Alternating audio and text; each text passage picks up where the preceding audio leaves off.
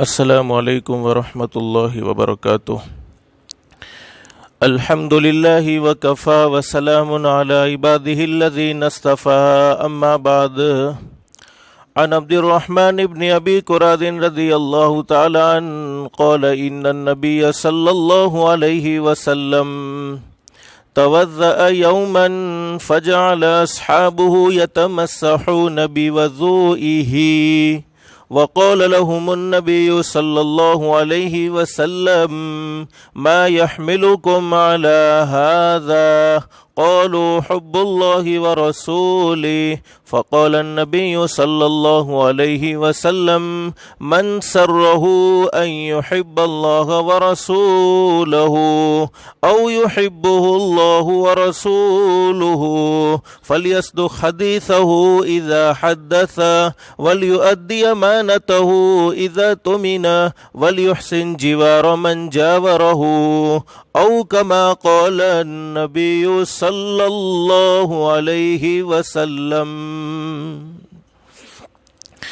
گھروں میں ریسیور کے ذریعے سے سننے والے میرے محترم دوستوں، بھائیوں اور بزرگوں اور میری محترمہ مائیں اور بہنیں، آج رمضان المبارک کا 11واں روزہ ہے۔ رحمت کا عشرہ ختم ہوا، مغفرت کا عشرہ شروع ہوا۔ اللہ سے دل سے دعا کر لے اللہ ہم سب کے گناہوں کو معاف فرما دے، اور اللہ پاک ہم سب کو اللہ کی مرضیات پر چلنے کی توفیق نصیب فرمائے۔ حدیث پاک کا مضمون چل رہا ہے کہ حضرت نبی کریم صلی اللہ علیہ وسلم وضو فرما رہے تھے۔ صحابہ کرام حضرت نبی کریم صلی اللہ علیہ وسلم کے وضو کے پانی کو لے کر اپنے جسم پر اور اپنے چہرے پر لگا رہے تھے، مل رہے تھے۔ ہمارے نبی نے وجہ پوچھی، ما یحملکم علی ھذا؟ صحابہ کرام نے وجہ بتلائی، قولوا حب اللہ ورسولہ، اللہ اور اللہ کے رسول کی محبت میں ہم ایسا کام کرتے ہیں۔ حضرت نبی کریم صلی اللہ علیہ وسلم نے اصل محبت کا تقاضا سمجھایا۔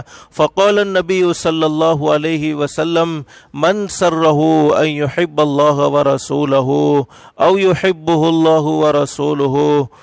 حضرت نبی کریم صلی اللہ علیہ وسلم نے ارشاد فرمایا، جس کا دل یہ چاہتا ہو کہ وہ اللہ سے محبت کرے، یا یہ دل چاہتا ہو کہ وہ اللہ کے رسول سے محبت کرے، اللہ کے رسول سے محبت کرے، یا اللہ اور اللہ کا رسول خود اس سے محبت کرے، تو ہمارے نبی حضرت محمد الرسول اللہ صلی اللہ علیہ وسلم نے ارشاد فرمایا کہ میرے اس امتی کو 3 کام کرنے ہیں۔ اس میں سب سے پہلا کام بیان فرمایا، فَلْيَصْدُقْ حَدِيثَهُ اذا حدث، جب بھی بات کرے تو سچی بات کرے، اپنی زبان سے جھوٹ نہ بولے۔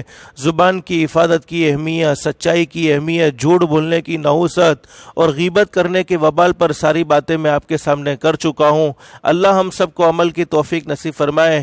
گزشتہ کل میں نے حضرت نبی کریم صلی اللہ علیہ وسلم کے ان فرمان کو آپ کے سامنے رکھا تھا جن فرمان کو سننے کے بعد ہمیں یہ احساس ہوا کہ کسی مسلمان کی برائی نہیں کرنی چاہیے۔ لیکن ایک بات میں آپ کو بتلاتا چلو، کچھ مسائل بھی ہیں۔ بعض لوگ ایسے ہیں جن کی غیبت شمار نہیں ہوتی، جن کی غیبت جائز ہوتی ہے۔ اب مثال کے طور پر ایک آدمی ایسا ہے جو لوگوں کو دھوکہ دینے والا ہے، لوگوں سے پیسے لیتا ہے لیکن پیسے واپس کرتا نہیں ہے۔ تو ہم نے کسی کو اس کی ذات سے بچانے کے لیے، اس کے شر سے بچانے کے لیے، اس کے دھوکے سے بچانے کے لیے ہم نے کسی کو کہا کہ فلانا آدمی ایسا ہے، ذرا معاملہ کرتے ہو تو ان سے بچ کر معاملہ کرنا۔ تو علماء فرماتے یہ غیبت شمار نہیں ہوگی، بلکہ یہ مسلمان کا حق ہے کہ کہنا چاہیے۔ اسی طریقے سے کوئی جگہ ایسی ہے، جیسے کوئی نوکر، کوئی سیٹھ ہے جو اپنے نوکر کو کپڑوں کی طرح بدلتا رہتا ہے۔ اب اس کی جگہ اس کے یہاں کوئی نوکری کرنے جاتا ہے، سیٹ اس کی رسوائی کرتا ہے، اس کی ذلت کرتا ہے اور بار بار اپنے نوکر کو بدلتا رہتا ہے۔ تو کوئی آدمی ہم سے کوئی مشورہ پوچھے کہ فلانی جگہ پر نوکری کرنے جیسا ہے یا نہیں، تو ہم نے یوں کہا کہ نہیں بھائی، واہ فلانی جگہ پر نوکری کرنے کے قابل نہیں، اس لیے کہ بار بار چھوٹی چھوٹی باتوں میں نکال دیا جاتا ہے۔ بہرحال ایسی برائی جو کھلے عام آدمی کرنے والا ہے، جیسے ایک آدمی کھلے खुले आम शराब पीता है, नमाज नहीं पढ़ता, तो उसकी बुराई किसी के सामने करना ये बुराई नहीं होगी। जैसे कहा जाए कि फलाना आदमी ऐसा है, हालांकि हकीकत ये है कि पूरा गांव इसको जानता है कि ये ऐसा ही है, तो उसका तस्कीरा करना ये गीबत नहीं है। लेकिन उलमा फरमाते कि एहतियात तो इसमें भी करनी चाहिए। अपने नफ्स को देख लेना चाहिए कि हम कह रहे हैं किसी के बारे में कोई बात, तो हमारा मकसद क्या है। अगर हमारा मकसद उसको जलील करना है, अगर हमारा मकसद उसको रुस्वा करना है, तो हदीस में नबी करीम सल्लल्लाहु अलैहि वसल्लम इरशाद फरमाते हैं तुम इस मकसद में तो नाकाम हो जाओगे। इसलिए कि जो दूसरों को जलील करने के लिए बुराई करता है, सही हदीस में मौजूद है, जो दूसरों को जलील करने के लिए गीबत करता है, हदीस से पाक में लिखा है, फरमाया नबी करीम सल्लल्लाहु अलैहि वसल्लम ने, अल्लाह पाक उसको घर बैठे जलील और रुस्वा कर देते हैं। इसी तरीके से किसी का नाम नहीं लिया, किसी इलाके के बारे में कहा कि फलाने इलाके के लोग ऐसे, जैसे मैं आपके करमाड़ का नाम तो नहीं लूंगा, आपके यहाँ तो सब फरिश्ते हैं, मैं अपने पालनपुर की बात करूं कि पालनपुर वाला तो बता आवाज छे, तो ये गीबत शुमार नहीं होगी। यानी पालनपुर वालों के बारे में कोई गलत बात कही, चूंकि उसमें सही भी है गलत भी है, लेकिन उलमा फरमाते कि जुबान से ऐसे कलिमात भी नहीं कहने चाहिए। ये मैंने कुछ मसाइल आपके सामने रखे कि कोई एक ऐसा आदमी जो खुल्लम खुल्ला धोखा देने वाला, खुल्लम खुल्ला फ्रॉड करने वाला, उसका तस्कीरा किसी के सामने करना ये गीबत नहीं है। अगर उसको जलील करने की नीयत से कर रहे हैं तो हम जलील हो जाएंगे, लेकिन किसी को उसके धोखे से बचाने के लिए कर रहे हैं तो हम जलील नहीं होंगे, बल्कि हमें सवाब मिलेगा। तो ये कुछ बातें गीबत पर थी। अल्लाह हम सबको गीबत जैसे गुनाह से अल्लाह हम सबको बचाए। लेकिन मेरे प्यारों, एक हदीस पाक में लिखा है गीबत से भी बढ़कर एक गुनाह है जिसको कहते हैं चुगलखोरी। हमारी जुबान में, गुजराती जुबान में जिसको चुगली भी कहते हैं, चुगलखोरी भी कहते हैं, जो दो जुबान वाला होता है। हदीस पाक में बड़ी जबरदस्त वईद है उन लोगों के बारे में भी बयान फरमाई है। हदीस के बयान करने वाले बड़े ऊंचे दर्जे के साहबी है। हजरत हुज़ैफा रज़ी अल्लाह तआला अन्हु फरमाते हैं, सरकार मदीना हजरत मोहम्मदुर रसूलुल्लाह सल्लल्लाहु अलैहि वसल्लम ने इरशाद फरमाया, चुगलखोर जन्नत में दाखिल नहीं होगा। उलमा फरमाते कि हजरत हुज़ैफा की हदीस से चुगलखोर जन्नत में दाखिल नहीं होगा ये बात मालूम हो गई। अब जब जन्नत में दाखिल ना होगा तो ठिकाना कौन सा होगा? दोज़ख में ही जाएगा। वहां पर ठिकाना जन्नत है या दोज़ख है, इसलिए जन्नत में दाखिल ना होने से ये बात साबित हो गई कि उसका ठिकाना दोज़ख होगा। लिहाजा चुगलखोर पर लाजिम है कि अल्लाह की बारगाह में तौबा कर ले, क्योंकि उसके लिए दुनिया में जिल्लत है। और एक हदीस में फरमाया नबी करीम सल्लल्लाहु अलैहि वसल्लम ने, चुगली करने वाला आदमी, यानी किसी के पास जाकर कुछ कह रहा है। चुगली किसको कहते हैं? कि किसी के पास जाकर कुछ कहना और किसी के पास जाकर कुछ कहना। पेला फलाना तुम्हारा बारे में आवी बात करता था और उसके पास जाके कहता है पेला फलाना तुम्हारा बारे में आवी बातें करता था। इसको कहते हैं चुगली। चुगलखोर अल्लाह की नज़र में इतना जलील है, इतना रुस्वा है। हदीस पाक में लिखा है कि जितना तुम्हारी नज़रों में पाखाना, जिसको हम कहते हैं टॉयलेट करने के बाद जो चीज़ निकलती है पाखाना, वो पाखाना कितना तुम्हारी नज़रों में जलील है, उससे भी ज़्यादा जलील अल्लाह की नज़र में चुगली करने वाला, यानी दो जुबान वाला, लोगों को लड़वाने वाला है। तो क्या फरमाया नबी करीम सल्लल्लाहु अलैहि वसल्लम का इरशाद है, चुगलखोर जन्नत में नहीं जाएगा। अब जन्नत में नहीं जाएगा तो ठिकाना कौन सा है? जहन्नम है। इसलिए दुनिया में चुगलखोर जलील और रुस्वा हो जाता है और कब्र में भी उसको जिल्लत वाला अजाब होगा और कयामत में अल्लाह की रहमत से मायूस होकर दोज़ख में फेंक दिया जाएगा। इसलिए मरने से पहले पहले तौबा कर लेंगे तो अल्लाह पाक माफ फरमा देगा। इसलिए मेरे भाइयों, चुगली से भी अपने आप को बचाना चाहिए। हदीस पाक में फरमाया नबी करीम सल्लल्लाहु अलैहि वसल्लम ने, हजरत अबू हुरैरा रज़ी अल्लाह तआला अन्हु फरमाते, एक मरतबा सरकार मदीना हजरत मोहम्मद रसूलुल्लाह सल्लल्लाहु अलैहि वसल्लम तशरीफ फरमाए। सहाबाई किराम का मजमा मौजूद है और हमारे नबी ने सहाबाई किराम से पूछा, मेरे सहाबाई किराम, तुम जानते हो तुम्हारे बदतरीन लोग, घटिया से घटिया लोग, जलील से जलील लोग कौन है? صحابہ کرام نے عرض کیا اللہ اور اللہ کے رسول ہی بہتر جاننے والے۔ ارشاد فرمایا نبی کریم صلی اللہ علیہ وسلم نے تمہارے بدترین لوگ وہ ہیں جو دو رخ والے ہیں، یعنی دو زبان والے ہیں، ایک کے پاس جا کر ایک رخ کے ساتھ، یعنی ایک کے پاس جا کر کچھ کہتے ہیں اور دوسرے کے پاس جا کر دوسرے رخ کے ساتھ، یعنی دوسرے کے پاس جا کر اور کچھ کہتے ہیں۔ اور ایک حدیث میں کیا فرمایا نبی کریم صلی اللہ علیہ وسلم نے، جو دو زبان والا ہوگا، جو دو لوگوں کو لڑوانے کے لیے دو زبانوں کو اختیار کرے گا، کسی کے پاس جا کر کچھ کہہ دیا، کسی کے پاس جا کر کچھ کہہ دیا۔ اور میرے بھائیوں، یہ چگل خوری کوئی معمولی گناہ نہیں ہے، اس سے بھی گھر کے گھر تباہ ہو گئے۔ شوہر کو بیوی کے خلاف بھڑکا دیا، بیوی کو شوہر کے خلاف بھڑکا دیا، بھائی بھائی کے خلاف بھڑکا دیا، باپ کو بیٹے کے خلاف بھڑکا دیا، بیٹے کو باپ کے خلاف بھڑکا دیا، ماں کو بیٹی کے خلاف بھڑکا دیا، بیٹی کو ماں کے خلاف بھڑکا دیا، ساس کو بہو کے خلاف بھڑکا دیا، بہو کو ساس کے خلاف بھڑکا دیا۔ یہ کوئی معمولی گناہ نہیں ہے، بہت خطرناک گناہ ہے۔ یہاں تک کہ حدیث میں فرمایا نبی کریم صلی اللہ علیہ وسلم نے، دو رخ والا، دو زبان والا، اللہ پاک اس کی قیامت میں جہنم میں دو زبانیں بنائیں گے اور اس کو آگ میں جلائیں گے۔ اللہ ہم سب کی حفاظت فرمائے۔ حدیث پاک میں فرمایا نبی کریم صلی اللہ علیہ وسلم کا ارشاد علی ہے، بدترین انسان، سب سے برا انسان، سب سے زیادہ ذلیل انسان وہ ہیں جو ایک دوسرے پر تانا زنی کرتے ہیں، یعنی تانا دیتے ہیں، جس کو ہم اپنی گجراتی زبان میں کہتے ہیں میڑا مارے چھے، میڑا مارے چھے، جس کو تانا کہتے ہیں، تانا زنی کرتے ہیں، لعنت کرتے ہیں اور چگل خوری کرتے ہیں۔ اور فرمایا حدیث پاک میں لکھا ہے عذاب قبر کے 3 حصے ہیں۔ نمبر 1، غیبت کرنے والوں کو سخت سے سخت عذاب ہوگا۔ نمبر 2، پیشاب کے چھینٹے سے پرہیز نہ کرنے والوں کو سخت سے سخت عذاب ہوگا۔ اور نمبر 3، چگل خوری کرنے والے کو بھی سخت سے سخت عذاب ہوگا۔ حضرت ابن عباس رضی اللہ تعالیٰ عنہ فرماتے ہیں کہ ایک مرتبہ سرکار مدینہ حضرت محمد الرسول اللہ صلی اللہ علیہ وسلم 2 نئی قبروں کے پاس سے گزرے، صحابہ کرام کا مجمع موجود ہے، اور حضرت نبی کریم صلی اللہ علیہ وسلم نے صحابہ کرام کی طرف متوجہ ہو کر فرمایا کہ ان دونوں کو عذاب دیا جا رہا ہے، اور یہ عذاب کس وجہ سے ہو رہا ہے؟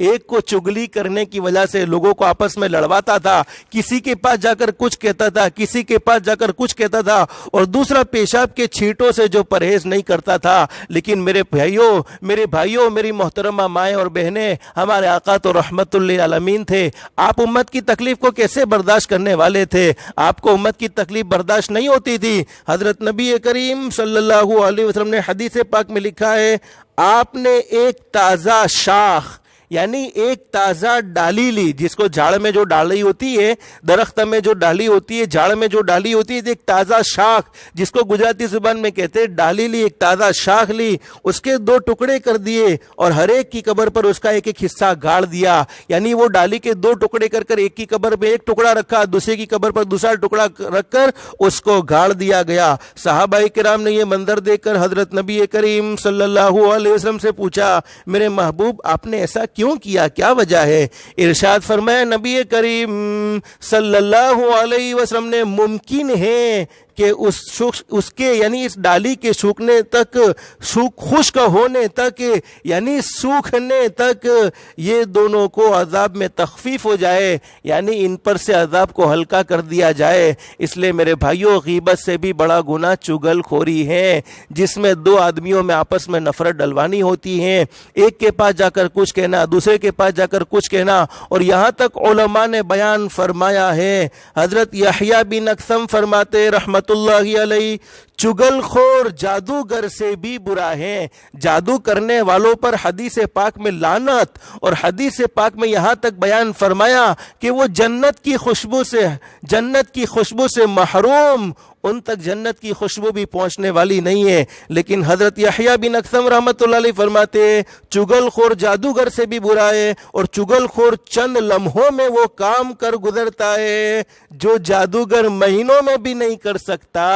وہ چگل خور چند منٹوں میں اور چند گھڑیوں میں وہ کام کر لیتا ہے۔ اور علماء فرماتے ہیں چگل خور کا کام شیطان سے بھی زیادہ خطرناک ہے۔ حالانکہ شیطان نے تو اللہ سے وعدہ کیا ہے حضرت آدم علیہ السلام کی اولاد کو جہنم تک وہ پہنچوا کر رہے گا، شیطان کا یہ وعدہ تھا۔ لیکن علماء نے کیا بات بیان فرمائی ہے، چگل خور کا کام شیطان سے بھی زیادہ برا اور خطرناک ہے، اس لیے کہ شیطان کا عمل تو وسوسہ اور خیال کی شکل میں ہوتا ہے۔ شیطان کسی کو آ کر یوں نہیں کہتا کہ ٹی وی چالو کر نہ کر تنے لکڑی دی تارا ہاتھ توڑی نہ کیس، تارا پگ توڑی نہ کیس۔ شیطان کبھی کسی کو آ کر یوں نہیں کہتا، جو آدمی فجر کی نماز میں اٹھنا چاہتا ہے شیطان لکڑی لے کے آ کے یوں نہیں کہتا کہ سو جا، اگر اٹھا اور مسجد کی طرف گیا تو تیری ٹانگوں کو توڑ دیا جائے گا۔ اللہ نے شیطان کو یہ طاقت نہیں دی ہے، اللہ نے شیطان کو یہ قدرت نہیں دی ہے۔ شیطان کبھی کسی انسان کو آ کر یہ نہیں کہتا زنا کر لے ورنہ تجھے بہت ماروں گا۔ شیطان کو اللہ نے یہ طاقت نہیں دی۔ شیطان تو دلوں میں وسوسے ڈالتا ہے، دلوں میں خیالات ڈالتا ہے۔ تو کیا فرماتے، چگل خور کا کام شیطان سے بھی زیادہ برا ہے، کیونکہ شیطان کا عمل تو وسوسہ اور خیال کی شکل میں ہوتا ہے، اور چگل خور کا کام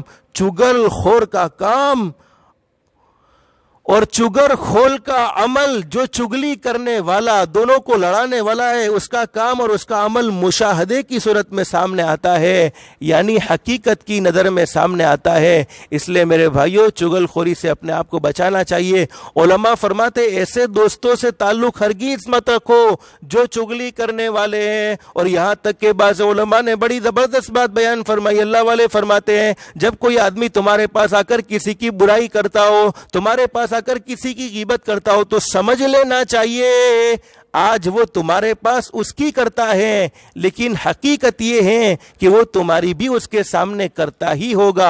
اور علماء نے بڑی زبردست بات بیان فرمائی ہے، جو آدمی تیرے منہ پر تیری تعریف کرے تو اس کی تعریف سے کبھی خوش مت ہونا، ایسی تعریف کرے جس کا تو اہل نہیں ہے، جس کا تو مستحق نہیں ہے، تو یقیناً وہ تجھ میں ایسے عیب بھی نکالے گا جو عیب تجھ میں نہیں ہے۔ اس لیے میرے بھائیوں، میں اکثر کہا کرتا ہوں، اچھے دوستوں کی پہچان یہی ہے جو منہ پر ہماری کمزوری بتلاتے ہیں، ہم سے جو محبت کرنے والے، ہم سے جو مشفق ہے، ہمیں جو چاہنے والے ہیں، وہ کبھی ہماری منہ پر تعریف نہیں کرتے، بلکہ منہ پر تو ہمیں کمزوری ہی بتاتے ہیں، پیٹھ پیچھے ہماری تعریف کرتے ہیں، پیٹھ پیچھے ہماری خوبیاں بیان کرتے ہیں۔ یہ اچھے دوستوں کی نشانی ہے، یہ اچھے دوستوں کی پہچان ہے۔ لیکن دھوکے باز، فراڈی دوست یہ ہوتے ہیں جو منہ پر تو بڑی اچھی میٹھی میٹھی باتیں کرتے ہیں، لیکن پیٹھ پیچھے پیٹ بھر بھر کر برائیاں اور غیبت کرتے رہتے ہیں۔ تو اچھے دوست کی، وفادار دوست کی نشانی یہ ہے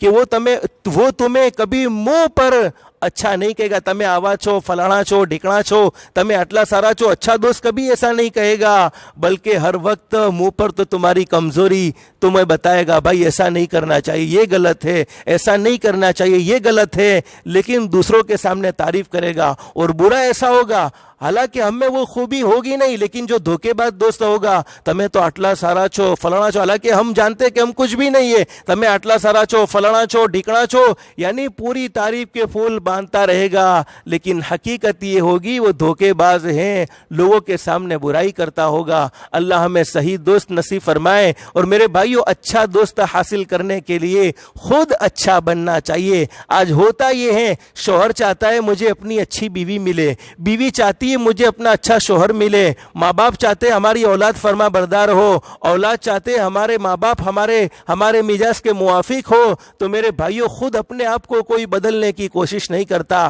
خود اچھا کوئی نہیں بنتا ہے، دوسروں میں اچھائیاں ضرور تلاش ہم کرتے ہیں۔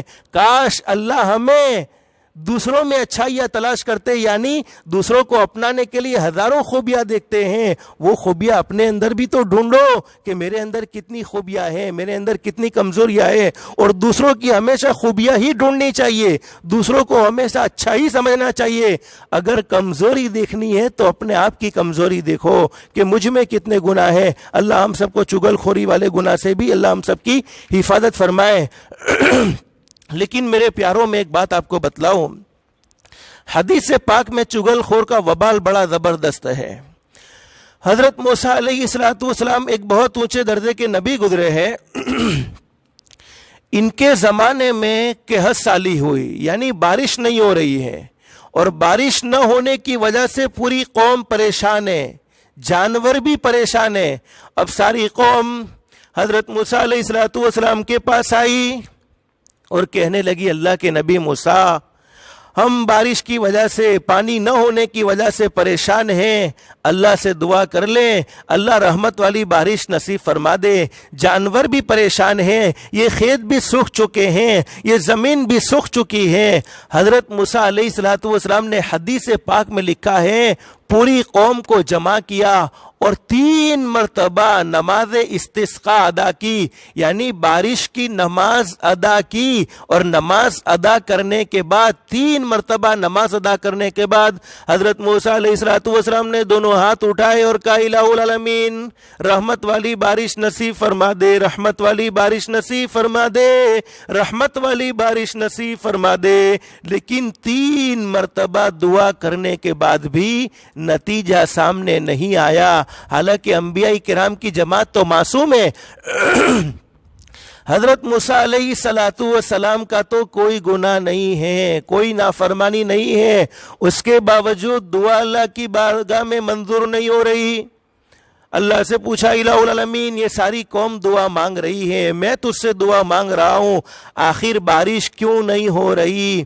اللہ نے فرمایا میرے نبی موسیٰ تم چاہے کتنی بھی مرتبہ دعا مانگتے رہو گے بارش ہونے والی نہیں ہے، اس لیے کہ تمہاری مجلس میں، تمہارے مجمع میں ایک آدمی چگل خور بیٹھا ہے جو بڑا گنہگار ہے، جس نے لوگوں کو لڑوانے کا کام کیا ہے، لوگوں میں نفرتیں ڈالنے کا کام کیا ہے۔ اور میرے پیارو یہ کام تو عام ہو چکا ہے، آج کل ہوتا ایسا ہے، بہت سی مرتبہ جب لڑکی والوں کا کوئی رشتہ ہوتا ہے، لڑکی کی شادی کرنی ہوتی ہے اور لڑکے والوں کو کوئی ایسی بات بھڑکائی جاتی ہے کہ لڑکی کی شادی ہوتی نہیں ہے، اسی طریقے سے لڑکے والے شادی کرنا چاہتے ہیں، لڑکی والوں کو کوئی ایسی بات بھڑکائی جاتی ہے جس کی وجہ سے حقیقت میں وہ بات غلط ہوتی ہے، جس کے نتیجے میں حدیث پاک میں لکھا ہے کہ اس کی 1000 سال کی عبادت ضائع ہو جاتی ہے۔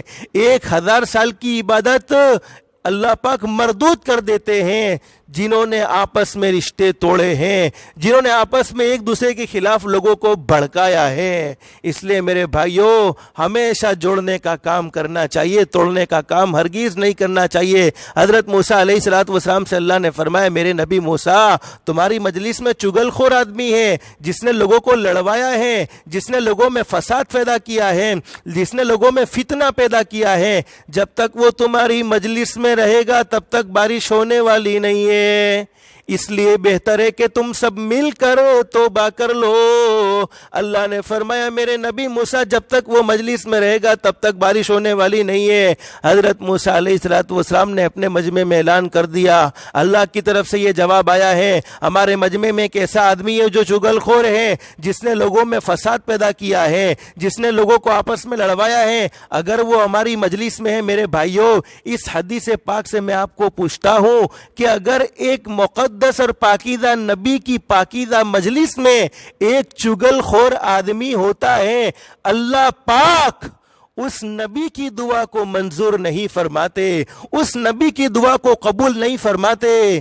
اور ہمارے تو گھر کے گھر بھرے ہیں چگل خوروں سے، محلے کے محلے بھر چکے ہیں، شہر کے شہر بھر چکے ہیں۔ میرے بھائیوں اندازہ لگانا چاہیے کہ چگل خور کی کتنی بڑی نحوست ہے، کہ چگل خور کی نحوست ایک مقدس اور ایک پاکیزہ نبی کی مجلس میں دعا کو قبول ہونے سے مانع ہو رہی ہے۔ اس لیے حضرت موسیٰ علیہ السلام نے اپنے مجمع میں اعلان کر دیا۔ کیا اعلان کیا؟ کہ کوئی چگل خور آدمی ہے وہ کھڑا ہو جائے۔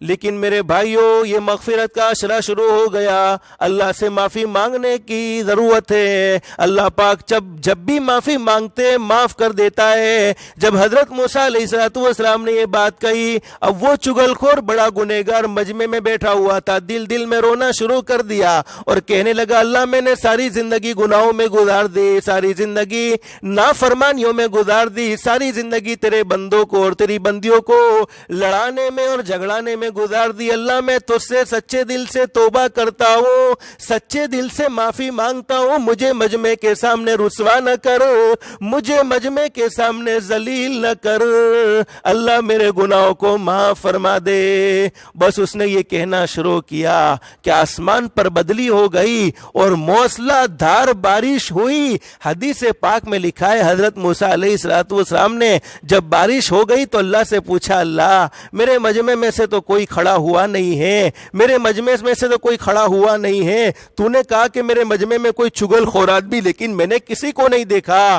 اللہ نے فرمایا، میرے نبی موسیٰ، جس چگل خور کی وجہ سے میں نے بارش کو روکے رکھا تھا، آج اسی چگل خور کی وجہ سے میں نے بارش کو برسایا، اس لیے کہ اس نے مجھ سے توبہ کر لی ہے۔ حضرت موسیٰ علیہ السلام نے فوراً سوال کر لیا، اللہ بتا تو دے وہ گنہگار آدمی کون ہے جس کی وجہ سے تو نے بارش برسائی ہے۔ اللہ فرماتے، میرے نبی موسیٰ جب وہ گنہگار تھا، چگل خور تھا، تب تو میں نے بتلایا نہیں، اب تو توبہ کر کے میرا ولی بن چکا ہے، میں کیسے بتلا سکتا ہوں؟ چگل خوری کو میں نے حرام کیا ہے اور میں کیسے چگلی کر سکتا ہوں؟ اس لیے میرے بھائیوں، چگل خوری سے بچنا چاہیے۔ لیکن ایک مسئلہ یہ بھی یاد رکھیں کہ اگر ہم نے جیسے ایک بیٹا ہے، اپنے اس کے باپ کو ہم نے اس کی برائی کی شکایت کر دی تو یہ چگلی نہیں ہوگی۔ جیسے اس کا بیٹا شراب پیتا ہے، اس کا بیٹا جوا کھیلتا ہے، اس کا بیٹا گٹکا کھاتا ہے یا کوئی اور گناہ کرتا ہے اور ہم نے اس کے باپ کو جا کر کہہ دیا تمہارا چھوکرا نے سمجھاؤ، تمہارا چھوکرو آؤ کرے چھے، تو اگر ہماری نیت صحیح ہے، باپ بیٹے میں فوٹ ڈالنا مقصود نہیں ہے بلکہ بیٹے کی اصلاح مقصود ہے، تو یہ غیبت بھی نہیں، یہ چگلی بھی نہیں۔ اسی طریقے سے جیسے ہم کو کسی نے کہا ہوا ہے بھئی تم نے کوئی پرابلم ہو، کوئی تکلیف ہو تو تمہیں ہم نے کہی دے جو، اب ہم وہ پرابلم کو برداشت کر سکتے نہیں ہیں، برداشت کر کر کے تنگ ہو چکے، اور ہمارا مقصد اس کو ذلیل کرنا نہیں ہے بلکہ اس کی پرابلم سے نجات حاصل کرنا ہے۔ تو ہم نے کسی کو کہہ دیا بھئی فلانا مانس تھی، ہم نے آ پرابلم چھے، ذرا آ مسئلو ہمارو سول کری آپو، یعنی ہماری یہ پرابلم کو سول کر دو، تو یہ بھی غیبت بھی نہیں ہوگی، یہ بھی چغلی بھی نہیں ہوگی، چونکہ یہ تو یہ حقیقت کی خبر دینا مقصود ہے۔ تو بہرحال میں نے کہا نا، آپ کو نیت کو دیکھنا چاہیے، نیت ہماری کیا ہے؟ نیت میں اصلاح ہے، نیت میں ضرورت ہے تو انشاءاللہ فائدہ ہوگا، گناہ نہیں ہوگا۔ لیکن نیت میں کسی کو بدنام کرنا ہے، کسی کو ذلیل کرنا ہے، تو ضرور بھی ضرور اس کو ذلیل کرنے کے بجائے ہم ذلیل ہو جائیں گے۔ اللہ ہم سب کی حفاظت فرمائے۔ تو میرے بھائیوں، چگل خور نے جب معافی مانگی، اللہ نے رحمت کی بارش کو برسایا، تو کیا ہم اللہ سے معافی مانگیں گے تو اللہ ہم سے راضی نہیں ہوگا اور کورونا وائرس کو ختم نہیں کرے گا؟ ضرور ختم کرے گا۔ اللہ سے معافی مانگنے کی ضرورت ہے۔ آپ نے فرعون کے بارے میں یہ مغفرت کا عشرہ، اس لیے میں آپ کو بتلا رہا ہوں، فرعون کے بارے میں سنا ہوگا، حضرت موسیٰ علیہ السلام کو اور حضرت موسیٰ علیہ السلام کی قوم کو اس نے زبردست تنگ کیا، پریشان کیا، اور قرآن کریم میں فرمایا انا ربکم الاعلی۔ لیکن علماء فرماتے جب وہ آخری وقت میں جب ڈوبنے لگا، جب زمین میں ڈسنے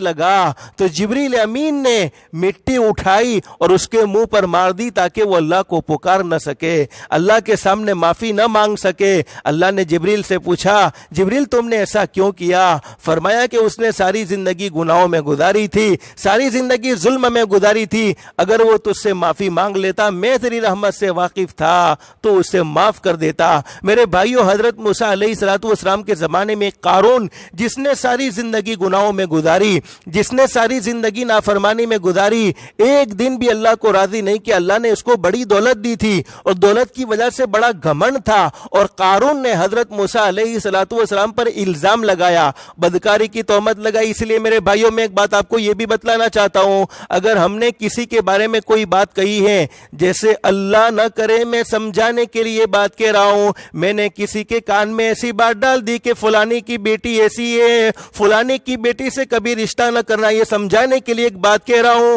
حدیث پاک میں لکھا ہے کہ اس کی بیٹی ایسی نہیں تھی، جیسے میں نے بطور مثال بتلایا کہ فلانے کی بیٹی ایسی ہے جو آؤٹ لائن کی ہے، جو بدکاری کرنے والی ہے، جو زنا کرانے والی ہے، بدکاری کرانے والی ہے، اس سے کبھی تعلق قائم نہ کرنا۔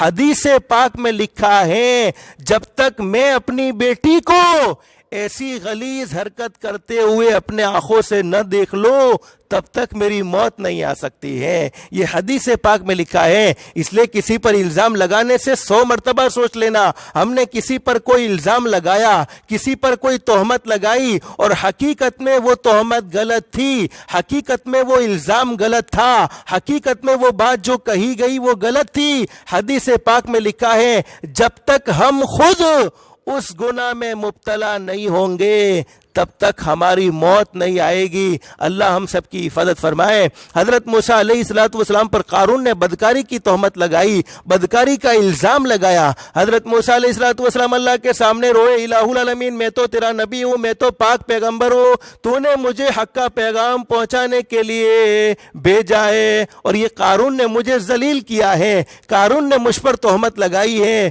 میرے بھائیوں, مظلوم کی بددعا سے بچتے رہنا چاہیے, مظلوم کی بددعا سے بچتے رہنا چاہیے, اس لیے کہ اس کے اور اللہ کے درمیان کوئی پردہ نہیں ہوتا. حدیث پاک میں لکھا ہے کہ حضرت موسیٰ علیہ السلام روئے. اللہ نے فرمایا میرے نبی موسیٰ, میں نے زمین کو تمہارے تابع بنا دیا ہے, تم زمین کو جو حکم کرو گے زمین کرنے کے لیے تیار ہو جائے گی, زمین کرنے کے لیے تیار ہو جائے گی. حضرت موسیٰ علیہ السلام نے زمین کو حکم دیا کہ اے زمین قارون کو ڈسا. زمین نے قارون کو ڈسایا تو قارون چلانے لگا موسیٰ معاف کر دے, موسیٰ بچا لے. لیکن نہ حضرت موسیٰ علیہ السلام نے اس کو معاف کیا کہ نہ بچانا حضرت موسیٰ علیہ السلام کے بس میں تھا. پھر زمین سے کہا حضرت موسیٰ علیہ السلام نے کہ قارون کو اور ڈسا. زمین نے قارون کو اور ڈسایا. قارون پھر زمین میں اترنے لگا اور چلانے لگا موسیٰ معاف کر دے, موسیٰ بچا لے. لیکن حضرت موسیٰ علیہ السلام نے نہ معاف کیا کہ نہ بچانا حضرت موسیٰ علیہ السلام کے بس میں تھا. پھر تیسری مرتبہ زمین سے کہا کہ زمین قارون کو اور ڈسا دے, قارون کو اور ڈسا دے, قارون کو اور ڈسا دے. اب قارون چلاتا رہ گیا موسیٰ معاف کر دے, موسیٰ بچا لے, موسیٰ معاف کر دے, موسیٰ بچا لے. لیکن حضرت موسیٰ علیہ السلام نے نہ اس کو معاف کیا کہ نہ بچانا حضرت موسیٰ علیہ السلام کے بس میں تھا. اللہ نے فرمایا میرے نبی موسیٰ وہ قارون پورا کا پورا زمین میں اتر گیا, زمین میں ڈس گیا. اللہ نے فرمایا میرے نبی موسیٰ یہ قارون تھا, قارون جس نے ساری زندگی گناہوں میں گزاری, جس نے ساری زندگی نافرمانیوں میں گزاری, جس نے تہمت لگائی, جس نے تجھ پر الزام لگایا. اگر وہ تجھے کئی مرتبہ کہتا گیا موسیٰ معاف کر دے, موسیٰ بچا لے, لیکن نہ تو نے اس کو معاف کیا اور نہ بچانا تیرے بس میں تھا. اللہ فرماتے میری عزت کی قسم اگر یہی قارون مجھے ایک مرتبہ کہہ دیتا کہ یا اللہ مجھے معاف کر دے, میری عزت کی قسم اس کو معاف بھی کر دیتا اور اس کے لیے جنت کے فیصلے بھی کر لیتا. تو میرے بھائیوں اندازہ لگاؤ, ایک قارون جس نے ساری زندگی گناہوں میں گزاری, جس نے ساری زندگی نافرمانیوں میں گزاری, اگر وہ اللہ سے معافی مانگ لیتا, اللہ اسے معاف کر دینے کے لیے تیار. تو ہم تو امام الانبیاء کے امتی ہیں, شہنشاہ کائنات کے امتی ہیں. ہمارے لیے تو ہمارے نبی نے ساری زندگی دکھ اٹھائے ہیں, تکلیفیں اٹھائی ہیں, مصیبتیں برداشت کی ہیں. ہمارے نبی ساری زندگی ہمارے لیے روئے ہیں. تو اگر ہم اللہ کے سامنے سچے دل سے روئیں گے اللہ ہمارے گناہوں کو ضرور معاف فرمائے گا. اس لیے میرے بھائیوں یہ مغفرت کا عشرہ شروع ہو گیا ہے. آج تک ہم نے جتنے گناہ زبان سے کیے ہیں دل سے اللہ سے معافی مانگیں گے. اللہ کبھی زبان سے جھوٹ نہیں بولیں گے, کبھی زبان سے غیبت نہیں کریں گے, کبھی زبان سے چغلی نہیں کریں گے, کبھی آپس میں لڑوانے کی کوشش ہرگز نہیں کریں گے. میرے بھائیوں زبان سے محبت پھیلاؤ, اس لیے کہ یہی وہ زبان ہے جو انسانوں کو جنت میں بھی لے جائے گی اور جو انسانوں کو جہنم میں بھی لے جائے گی. اس لیے میرے بھائیوں اگر اچھا نہیں بول سکتے تو کسی کے بارے میں برا بھی ہرگز نہ بولے, اور ہو سکے کسی پر تہمت نہ لگاؤ. تہمت بھی بہت بڑا گناہ ہے, تہمت بھی بہت بڑا گناہ ہے. ہمارے نبی بیت اللہ کا طواف کرے, اللہ ہر ایک کو بیت اللہ کی حاضری نصیب فرما دے. اللہ ہر ایک کو اخلاص اور للہیت کے ساتھ حرم کی حاضری نصیب فرمائے.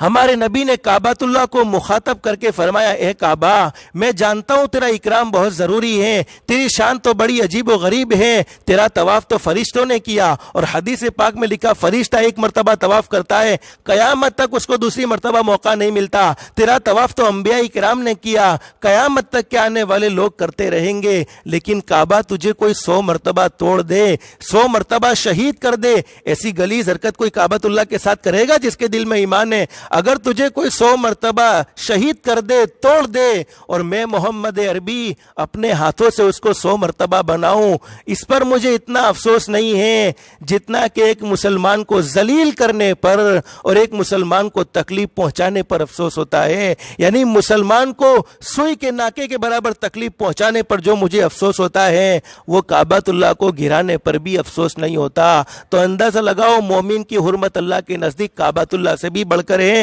اس لیے کسی کو بھی ذلیل کرنے کی کوشش نہ کرے، ہر ایک کو عزت دو۔ اگر ہم عزت چاہتے ہیں تو دوسروں کو عزت دیں گے انشاءاللہ، تو اللہ ہمارے مقدر میں بھی عزت کا فیصلہ کرے گا۔ اللہ ہم سب کو اس حدیث پاک میں جو پیغام دیا اس پر ہم سب کو عمل کی توفیق نصیب فرمائے، اور باقی جو باتیں رہ گئی ہیں، زندگی رہی تو انشاءاللہ اس کو آئندہ مجلس میں ذکر کریں گے۔ روزانہ کی طرح آج بھی آپ کو ایک دعا بتلا دوں، بلکہ میرا دل چاہتا ہے، میں اصل دعا سوچ کر لایا تھا، لیکن آج آپ کو ایک درود شریف بتا دوں۔ چونکہ رشتے کے متعلق باتیں آئی، آپس میں محبت کے متعلق باتیں آئی، تو مجھے ایک درود شریف یاد آیا۔ حدیث پاک میں لکھا ہے، ہمارے نبی نے فرمایا بہت سی مرتبہ ایسا ہوتا ہے ہمارے گھر میں جوان بیٹیاں ہیں، گھر میں جوان لڑکے ہیں، لیکن ان کا مناسب رشتہ نہیں ہے، یعنی کوئی شادی کے لیے انتظام ہوتا نہیں ہے۔ اب لڑکی گھر میں جوان ہو گئی ہے، لڑکا گھر میں جوان ہو گیا، تو اس کو کیا کرنا چاہیے؟ ہمارے نبی نے ایک چھوٹا سا درود شریف بتایا ہے، اس کو کثرت سے پڑھتے رہنا چاہیے۔ اس کو پڑھنے کی برکت سے اگر لڑکا اپنی پسند کی شادی کرنا چاہتا ہے یا لڑکی اپنی پسند کی شادی کرنا چاہتی ہے، تو یہ درود شریف کثرت سے پڑھنے کی برکت سے اللہ آسمانوں پر اچھے سے اچھے رشتے کا فیصلہ فرما دے گا۔ وہ درود شریف کون سا ہے میں آپ کو پڑھ کر سنا دیتا ہوں۔ الحمدللہ ذی العزت، یہ چھوٹا سا درود شریف ہے۔ الحمدللہ ذی العزت والکبریاء وصلی اللہ علی محمد خاتم الانبیاء۔ بس الحمدللہ ذی العزت، آپ کو لکھنا ہو تو لکھ لو، الحمدللہ ذی العزت والکبریاء وصلی اللہ علی محمد خاتم الانبیاء۔ الحمدللہ ذی العزت والکبریاء وصلی اللہ علی محمد خاتم الانبیاء۔ یہ درود شریف کثرت سے پڑھنے کی برکت سے اللہ رب العالمین آسمان سے اچھے رشتے کا انتظام فرما دے گا۔ لیکن اگر کوئی شادی شدہ پڑھے گا تو کیا ہوگا؟ شادی شدہ بھی پڑھ سکتے، پڑھنا چاہیے شادی شدہ کو بھی، کوئی دوسری شادی ہونے والی نہیں ہے اور دوسری شادی کرنے کی کوئی ضرورت بھی نہیں ہے۔ شادی شدہ پڑھے گا تو انشاءاللہ میں جہاں تک سمجھتا ہوں میرے نبی پر درود پڑھنے والا ہمیشہ کامیاب رہتا ہے۔ اگر شادی شدہ اس درود پاک کو پڑھے گا، اللہ میاں بیوی میں محبت پیدا فرمائیں گے، میاں بیوی میں الفت پیدا فرمائیں گے، آپس میں ایک دوسرے کے لیے ہمدردی پیدا فرمائیں گے۔ تو شادی شدہ حضرات پڑھیں گے تو ان کو اللہ اور محبت میں اللہ پاک ذاتی فرمائے گا، اور کنوارا لڑکا یا کنواری لڑکی اگر اس درود پاک کو پڑھے تو اللہ رب العالمین کی ذات عالی سے امید ہے اللہ آسمان پر اچھے سے اچھے رشتے کا فیصلہ فرمائیں گے۔ اللہ ہم سب کو اللہ کے احکام کے مطابق نبی کریم صلی اللہ علیہ وسلم کے طریقے کے مطابق زندگی گزارنے کی توفیق اور سعادت نصیب فرمائے۔ اللہ ہم سب کو کہنے سننے سے زیادہ اخلاص، استخلاص اور استقامت کے ساتھ عمل کی توفیق نصیب فرمائے۔ آمین یا رب العالمین۔ وآخر دعوانا ان الحمدللہ رب العالمین۔ سبحان اللہ وبحمدہ، سبحانک اللہم وبحمدک، نشہد ان لا الہ الا انت، نستغفرک ونتوب الیک۔ سبحان ربک رب العزت عما یصفون وسلام علی المرسلین والحمدللہ رب العالمین۔